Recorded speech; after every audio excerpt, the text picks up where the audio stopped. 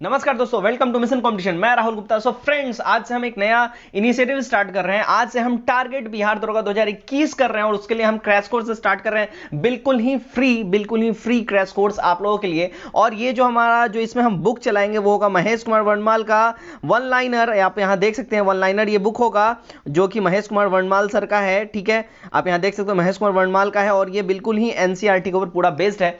Basically ये book तो बहुत ही अच्छा है। इस बुक में बहुत सारे कंटेंट भी भर भर के हैं। इसी में बच्चे कंफ्यूज होते हैं कि उनको पढ़ना क्या है, छोड़ना क्या, और इसी में हम आपकी मदद करेंगे। हर रोज कम से कम 2 वीडियो तो डेफिनेटली ही आएगा, क्योंकि एग्जाम अब बिल्कुल नजदीक आने वाला है। बिल्कुल ही अब डेट अनाउंस होने वाला है एग्जाम का, तो हर रोज 2 टारगेट 2 टॉपिक तो बिल्कुल ही आपको मैं दूंगा ही दूंगा। 2 वीडियोस आपके लिए आएंगे इस बुक में से, और वही टॉपिक्स मैं आपके लिए लेके आऊंगा जो एग्जाम रेलेवेंट है। देखिए, दिया हुआ बहुत कुछ है लेकिन हमें सब कुछ नहीं पढ़ना है, और यहीं पे आप बच्चों को समझ में नहीं आता है क्या पढ़ना है क्या छोड़ना है। तो बस यहीं से हमारा काम स्टार्ट हो जाता है कि हम आपके लिए बेस्ट से बेस्ट चीजें प्रोवाइड कराएं। तो हम आपके लिए वही टॉपिक्स लेके आएंगे। हर रोज 2 वीडियो मिनिमम जरूर आएगा, उससे ज्यादा हो सकता है बट मिनिमम 2 वीडियो तो जरूर ही रहेगा। मिनिमम 2 वीडियो मैं लेके आऊंगा और वहीं सारे टॉपिक्स आएंगे लेके आऊंगा जो एग्जाम रेलेवेंट हो गए। चलिए बिना देरी के फटाफट से जो आज का हमारा ये वीडियो है, इसका जो आज का हमारा टॉपिक है, देखिए आज का हमारा टॉपिक क्या है। तो आज का हमारा टॉपिक है भारतीय राज्य व्यवस्था, और इसमें भी क्या है, कॉन्स्टिट्यूशनल डेवलपमेंट ऑफ इंडिया। ठीक है, भारत का संवैधानिक विकास, हमें यह पढ़ना है। इसमें बहुत सी इंपॉर्टेंट चीजें हैं और इसी को आज हम डिस्कस करेंगे। ये सारे वन लाइनर है, फटाफट से बिल्कुल खत्म होगा। एक बिल्कुल क्रैश कोर्स है, तो आप लोग ध्यान से पढ़ें और बिल्कुल पीडीएफ के लिए हल्ला नहीं करें। बस आप लोग ध्यान से यहां बस पढ़ें। ठीक है, देखिए रेगुलेटिंग एक्ट जो 1773 में जो आया था, उसके द्वारा क्या हुआ था, सर्वोच्च न्यायालय की स्थापना की गई थी। कहां की गई थी? कलकत्ता में की गई थी 1774 में। ठीक है, 73 में ये आया था, 73 में ये पास हुआ था। ठीक है, और 74 में इसकी स्थापना कर दी गई थी। देखिए कितने क्विक थे उस समय अंग्रेज लोग। अभी तो मतलब आज अगर कुछ आ जाए तो 6 साल बाद वो कुछ होगा नहीं होगा गारंटी नहीं है। भारतीयों को भारत के प्रशासन में भाग लेने का अधिकार किस अधिनियम के द्वारा प्राप्त हुआ? देखिए, भारतीयों को भारत के प्रशासन में, यानी जो गवर्नमेंट का कामकाज होगा उसमें भाग लेने का अधिकार कब से दिया गया? तो चार्टर एक्ट आया था 1833 में, उसके द्वारा यह दिया गया। ध्यान रखें, भारतीय विधान परिषद को बजट पर बहस करने की शक्ति, मतलब पहले होता क्या था अंग्रेजों के टाइम में कि बजट पे भारतीय बहस नहीं कर सकते, सिर्फ अंग्रेज बजट लाएंगे, अंग्रेजी बहस करेंगे, अंग्रेज को ही जो अच्छा लगेगा वही बजट वो पास कर देंगे। मतलब हम इंडियंस पे रूल कर रहे थे, हमारे देश में रूल कर रहे थे, हमसे पैसा ले रहे थे, लेकिन हमारा कोई भी इसमें मतलब हम कुछ अपना ओपिनियन दे ही नहीं सकते थे। तो हम अपना ओपिनियन कब से देने लगे? ठीक है, कब से हम इसमें भाग लेने लगे? ठीक है, तो भारत परिषद अधिनियम 1892 के द्वारा इसमें हम एलिजिबल हो गए। ठीक है, उसका देखिए नेक्स्ट पॉइंट है, केंद्रीय विधानमंडल सबसे पहले किस अधिनियम द्वारा द्विसदनीय यानी बाइकैमरल बनाया गया? तो द्विसदनीय जो बना था, देखिए 1919 के शासन अधिनियम के द्वारा ये द्विसदनीय हुआ, और इसी के द्वारा मतलब हिंदू और मुस्लिम जो है ना, दोनों कम्युनिटी के लिए अलग अलग मतलब इसमें बांट दिया गया कि इनका मतलब वोटिंग कैपेसिटी इतना रहेगा और इतना रहेगा। ठीक है, यहीं से एक तरीके से डिस्क्रिमिनेशन हिंदू और मुस्लिम का जो है डिस्क्रिमिनेशन अंग्रेजों ने स्टार्ट किया, फूट डालो राज करो वाली नीति, हिंदू और मुस्लिम का एकता तोड़ के यहां से। ठीक है, उसके बाद देखिए नेक्स्ट है, भारत के राष्ट्रपति को अध्यादेश यानी ऑर्डिनेंस निर्गत करने की शक्ति मूल तक किस अधिनियम से प्रेरित है? ये जो अधिनियम है, भारत शासन अधिनियम 1935 से ये जो है ऑर्डिनेंस, जो भारत के राष्ट्रपति जो अध्यादेश जारी करते हैं, जो ऑर्डिनेंस जारी करते हैं, यहीं से इसको कॉपी पेस्ट किया गया हमारे करेंट संविधान में। ठीक है, अब यहां देखिए भारत का संवैधानिक विकास कैसे कैसे हुआ। देखिए ईस्ट इंडिया कंपनी के अंतर्गत देखिए क्या क्या हुआ, और ब्रिटिश क्राउन के अंतर्गत क्या क्या हुआ, यहां दोनों को बिल्कुल ही सिंप्लीफाइड तरीके से समझाया गया। देखिए रेगुलेटिंग एक्ट आया 1773 में। ठीक है, उसके बाद देखिए यहाँ पे पिट्स इंडिया एक्ट आया 1784 में, उसका चार्टर एक्ट आया 1793 में, उसके बाद चार्टर एक्ट आया 1813 में, उसके बाद फिर चार्टर एक्ट फिर आया 1833 में। ये देखिए चार्टर एक्ट जो है ना एक्चुअली हर 20 साल पे आता है। ठीक है, देखिए यहाँ 1793 में आया, फिर 1813 में आया, फिर 1833 में आया, और फिर 1853 में आया। अब इसके बाद जो नेक्स्ट आने वाला था ना, नेक्स्ट आने वाला था 1873 में। ठीक है, जो कि नहीं आ पाया। क्यों नहीं आ पाया? क्योंकि 1857 का रिवॉल्ट हो गया, उसके बाद से ये बिल्कुल ब्रेक हो गया। फिर 1858 में देखिए भारत शासन अधिनियम, अब ब्रिटिश क्राउन के अंतर्गत सब कुछ चला गया। 1857 क्रांति के बाद ब्रिटिश क्राउन के अंतर्गत जो है चीजें चली गई। ब्रिटिश क्राउन ने जो यहाँ की ब्रिटेन की जो संसद है, उन्होंने ईस्ट इंडिया कंपनी से सारा शासन छीन लिया और अपने अंडर ले लिया, और उसके बाद से क्या आने लगा, भारत शासन अधिनियम आने लगा 1858।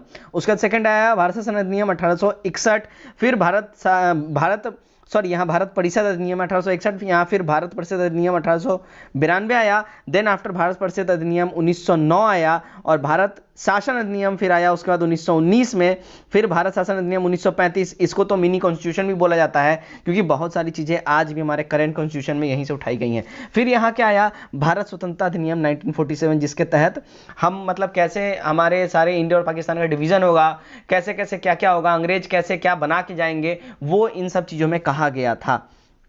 नेक्स्ट देखते हैं, नेक्स्ट हमारा है केंद्र में द्वैध शासन व्यवस्था जो है डायरची सिस्टम, ये किस अधिनियम के द्वारा लागू की गई, तो ये भारत शासन अधिनियम 1935 के तहत लागू की। ठीक है, द्वैध शासन व्यवस्था यानी डायरची सिस्टम 1935 के भारत शासन अधिनियम के द्वारा। ब्रिटिश भारत में जो है किस अधिनियम में संघीय शासन का प्रावधान था, तो भारत शासन अधिनियम 1935 के द्वारा ये संघीय शासन का प्रावधान इसमें था। ठीक है, भारत शासन अधिनियम 1919 की समीक्षा करने के लिए जो है ना, यहाँ देखिए क्या है, वर्ष 1947 में साइमन कमीशन का गठन किया गया था। किस लिए किया गया था, भारत शासन अधिनियम 1919 जिसमें द्वैध शासन प्रणाली लाया गया। ठीक है, तो इसका जो है समीक्षा करने के लिए वर्ष 1927 में साइमन कमीशन का गठन किया गया था। ठीक है, ध्यान रखें। चलिए नेक्स्ट पॉइंट हमारा है अखिल भारतीय संघ की स्थापना करने का प्रावधान किस अधिनियम में किया गया, तो ये भारत शासन अधिनियम 1935 के अंतर्गत किया गया। यहाँ पे एक छोटा सा पॉइंट भी दिया गया है, देखिए भारत के संविधान में केंद्र और राज्यों के मध्य किया गया शक्तियों का विभाजन भारत सरकार अधिनियम 1935 पर आधारित है, याद रखें ये चीज। ठीक है, नेक्स्ट है एक निर्वाचित संविधान सभा द्वारा भारत के संविधान का निर्माण करने का प्रस्ताव किसके द्वारा दिया गया, तो ये क्रिस्प मिशन के द्वारा ये चीज दिया गया था। ठीक है, अब देखिए नेक्स्ट पॉइंट है हमारा है, नेक्स्ट पॉइंट है भारतीय शासन सभा गठन किसके अंतर्गत किया गया, तो एक कैबिनेट मिशन 1946 के अंतर्गत ये भारतीय संविधान सभा गठन किया गया था। ठीक है, याद रखें इस चीज को।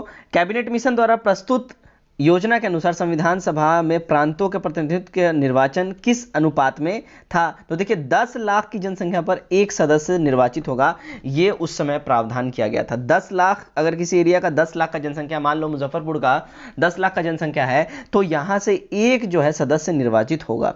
नेक्स्ट पॉइंट है भारतीय संविधान का निर्माण करने वाला संविधान सभा के सदस्यों का चुनाव किसके द्वारा किया गया, तो ये जो चुनाव जो किया गया विभिन्न प्रांतों के विधानसभाओं के द्वारा इनका चुनाव किया गया था। मोस्ट इंपॉर्टेंट है, बहुत बार ये पूछा जाता है, बिल्कुल इसको ध्यान में रखें। देखिए ये सारे बिल्कुल हॉट फेवरेट टॉपिक्स हैं और ये आते ही आते हैं, इसलिए मैंने बिल्कुल कॉन्स्टिट्यूशन डेवलपमेंट ऑफ इंडिया यानी भारत का संवैधानिक विकास पहले उठाया है। बिल्कुल यहां से क्वेश्चन बनते ही बनते हैं, आप लोग देखते होंगे।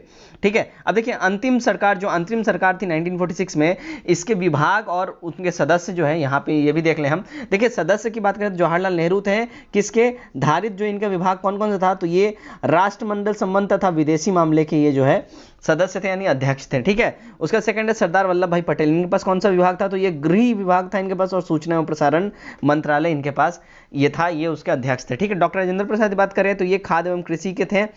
जॉन मथाई की बात करें तो उद्योग एवं नागरिक आपूर्ति के लिए थे, और जगजीवन राम की बात करें तो ये श्रम मंत्री थे। ठीक है, सरदार वल्लभ देव सिंह इनकी बात करें तो ये रक्षा के लिए थे, और लियाकत अली खान ये वित्त के लिए थे। ये बहुत बार पूछा जाता है, लियाकत अली खान इनका जो है ध्यान में रखें, वित्त के लिए पूछा जाता है इनका बहुत बार।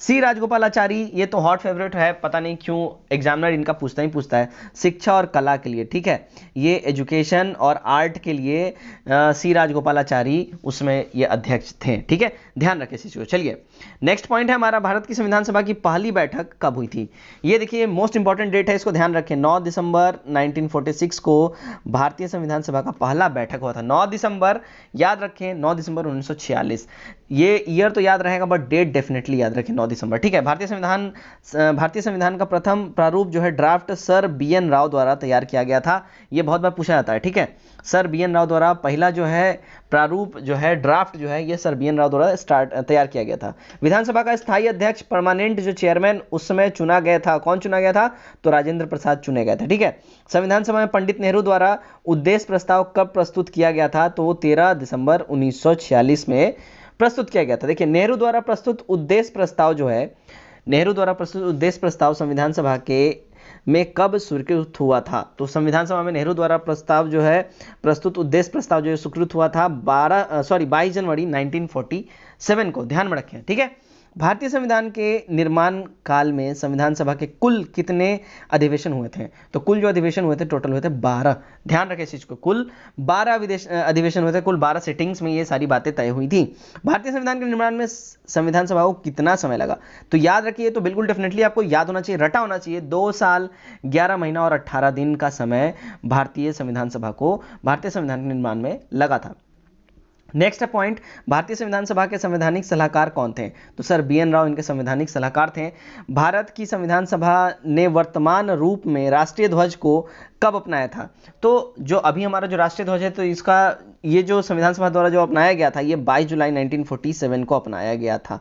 ठीक है, संविधान सभा की प्रथम बैठक की अध्यक्षता डॉक्टर सचिदानंद सिन्हा ने किया था। ये अस्थायी अध्यक्ष थे, और अस्थायी अध्यक्ष कौन थे? डॉक्टर राजेंद्र प्रसाद। ठीक है, चलिए याद रखिए। ठीक है, अभी अभी आपने ऊपर पढ़ा है कि अस्थायी अध्यक्ष, परमानेंट अध्यक्ष कौन थे? डॉक्टर राजेंद्र प्रसाद। अस्थायी कौन? डॉक्टर सच्चिदानंद सिन्हा, अस्थायी अध्यक्ष। ठीक है, चलिए भारत का संविधान कब स्वीकार किया गया? तो भारत का संविधान 26 नवंबर 1949 को एक्सेप्ट कर लिया गया था, लेकिन भारतीय संविधान पूर्णतः लागू कब से किया गया? तो 26 जनवरी 1950 से किया गया। याद रखिए इस चीज को। ठीक है, चलिए नेक्स्ट देखते हैं संविधान सभा कॉन्स्टिट्यूएंट असेंबली, इसके बारे में कुछ डिटेल्स यहाँ पे थोड़ी बहुत दी गई है, ध्यान देने वाली बात है, बहुत इंपॉर्टेंट चीज़ है यहाँ पे।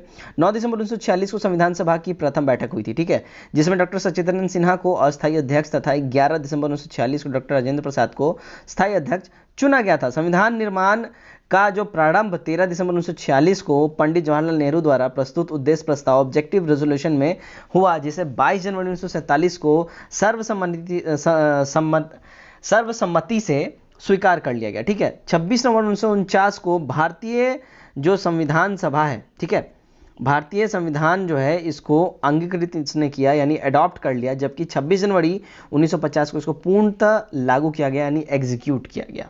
ठीक है, यहाँ एक छोटा सा पॉइंट है, ये देखना, भारत का संविधान मूलतः 2 भाषाओं हिंदी तथा अंग्रेजी में लिखा गया है तथा और सभी सदस्यों ने इस दोनों प्रतियों पर हस्ताक्षर किए, यानी दोनों कॉपीज हिंदी और इंग्लिश में है, उन दोनों पे इन्होंने हस्ताक्षर किया संविधान सभा के पूरे सदस्यों ने। ठीक है, अब देखते हैं नेक्स्ट हमारा पॉइंट है 26 नवंबर 1949 को भारतीय संविधान किसके द्वारा अधिनियमित किया गया था? तो वो संविधान सभा द्वारा अधिनियमित किया गया था। जनगण मन को भारत के राष्ट्रगान के रूप में कब अपनाया गया था? देखिए, जनगण मन को भारत के राष्ट्रगान के रूप में 24 जनवरी 1950 को अपनाया गया था। भारत सरकार द्वारा अशोक स्तंभ को राष्ट्रीय चिन्ह यानी नेशनल एम्बलम के रूप में अंगीकृत एडॉप्ट किया गया कब?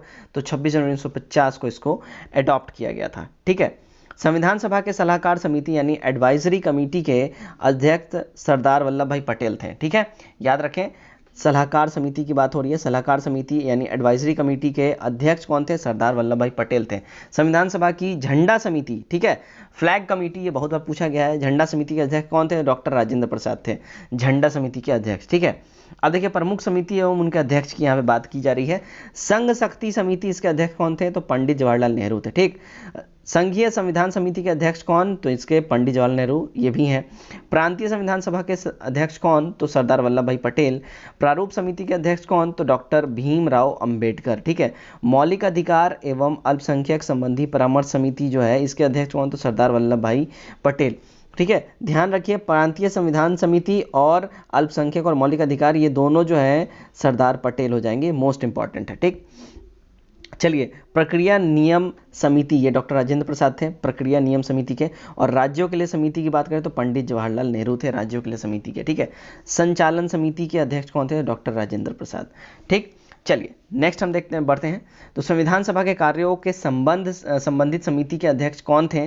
तो जीवी मावलंकर थे। ठीक है, संविधान सभा के कार्यों से संबंधित समिति के अध्यक्ष कौन? तो जीवी मावलंकर। डॉक्टर BR अम्बेडकर की अध्यक्षता में संविधान सभा की प्रारूप समिति 6 अन्य सदस्य N Gopalaswami Ayyangar, doctor KM Munshi, BM Mitra, बाद में इनके स्थान पर N माधव राव, अल्लादी कृष्ण स्वामी अय्यर, सैयद मोहम्मद सदाउद्दीन तथा DP खेतान, बाद में इनके स्थान पर TT कृष्णचारी आ गए थे। ठीक है, ये इंपॉर्टेंट पॉइंट है, ध्यान रखें। देखिए, डॉक्टर BR अम्बेडकर अध्यक्ष थे, ठीक है, संविधान सभा के प्रारूप समिति के, और इनके अलावा 6 अन्य सदस्य थे। ठीक, N Gopalaswami Ayyangar, doctor KM Munshi, BM Mitra, और BM मित्रा जो है इनके बाद में स्थान पे माधव राव आ गए थे। ये पूछा जाता है कि किसके स्थान पे कौन आया, तो डॉक्टर BM मित्रा के स्थान पे बाद में माधव राव आ गए थे, और अल्लादी कृष्ण स्वामी अय्यर और सैयद मोहम्मद सदाउद्दौला तथा डीपी खेतान, फिर बाद में इनके स्थान पे, इनका तो देहांत हो गया था, इनके स्थान पे टीटी कृष्णचारी आ गए थे, ध्यान रखें, ठीक है। संविधान सभा ने संविधान सभा ने डॉक्टर बी आर अम्बेडकर की अध्यक्षता में प्रारूप समिति का गठन कब किया था? तो इसका जो गठन हुआ था 29 अगस्त 1947 को हुआ था, ठीक है। डॉक्टर बी आर अम्बेडकर का संविधान सभा में निर्वाचन किस प्रेसिडेंसी से हुआ था? तो बॉम्बे प्रेसिडेंसी से हुआ था। पहले ये बंगाल प्रेसिडेंसी थे, बाद में इन्होंने शिफ्ट करके बॉम्बे प्रेसिडेंसी से इनको लड़वाया गया, ठीक है। तो फ्रेंड्स ये था हमारा आज का फर्स्ट वीडियो, ये हमारे बिल्कुल क्रैश कोर्स का, ठीक है, जो हम टारगेट बिहार एसआई कर रहे हैं उसका क्रैश कोर्स का फर्स्ट वीडियो था, भारत का संवैधानिक विकास। उम्मीद करता हूं वीडियो आप लोगों को पसंद आया। वीडियो कैसा लगा कमेंट करके जरूर बताएं, और कोई भी अच्छे आपके राय हो, सजेशंस हो, हमसे जरूर शेयर करें, हम और भी खुद को बेहतर करने की कोशिश करेंगे। तो आज के लिए बस इतना ही। Till then take care, bye bye and God bless you.